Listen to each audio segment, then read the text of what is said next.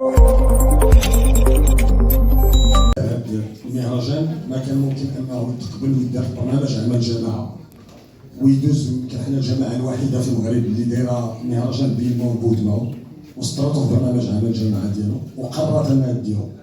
وبالتالي هاد الرغبه ديال السيد الرئيس اللي هي انسجمت بشكل تام مع ما جاء في اللقاءات التشاوريه الصحفيه اللي نظمنا هذا المساء هذا في الموقع ديال المتميز ديال اكادير وفلا.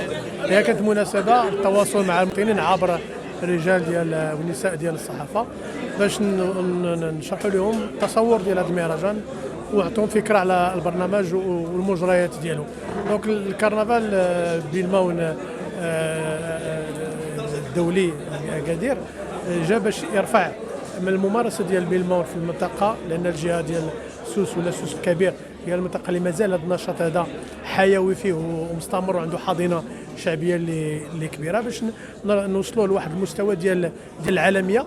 الى غادي ندير واحد الباراليل بحال الدور اللي كنلعبوا المهرجان ديال الفنون الشعبيه في مراكش باش يفتح واحد النافذه الفرق ديال الفنون الشعبيه المغربيه باش نفتح العالم وتخرج للعالميه ويكونوا فرص ديال العالم في الخارج. هذا البرنامج هذا الكرنفال ديال بيلمون راه يقدر يلعب هذا الدور هذا بالنسبه للفرق الكرنفاليه في الجهه. وشفنا واحد العدد ديال الفرق اللي داروا مشاركات اللي فيها واحد الابداع اللي هو كبير.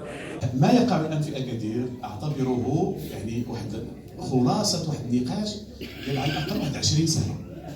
يعني بدا تيرا وفي إزكان ثم انتقل للجامعات ثم في الجمعيات الى اخره.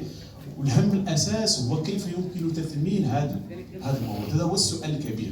فال بيلمون اللي غادي يعرف مشاركه كبيره ديال شباب الاحياء، شباب الجمعيات ديال مدينه اكادير، وايضا يعني الجمعيات ديال المدن المجاوره اللي كيدخل في اكادير الكبير. اذا تنتمناو في هذه الدوره انه نشوفوا ازياء كثيره وجديده، وبانه واؤكد ايضا انه مهرجان او كرنفال اكادير بيدمون ما جاش باش انه ياخذ بلاصه اي مهرجان، ولا بالعكس جا باش هو كاضافه للمهرجانات اللي كاينين. وبالتالي كنشكروا يعني الشباب في اكادير الكبير اللي غادي يشاركوا بواحد الكثافه وباش انه يعطيوا واحد الصوره جميله لمدينه اكادير، خصوصا وحنا كاينين في الصيف. بدون فريق متجانس، اقول فريق متجانس مكلف بالفرق الشعبيه السيد والاستاذ عباس فراق. هذا بالنسبه للمديرين الفنيين.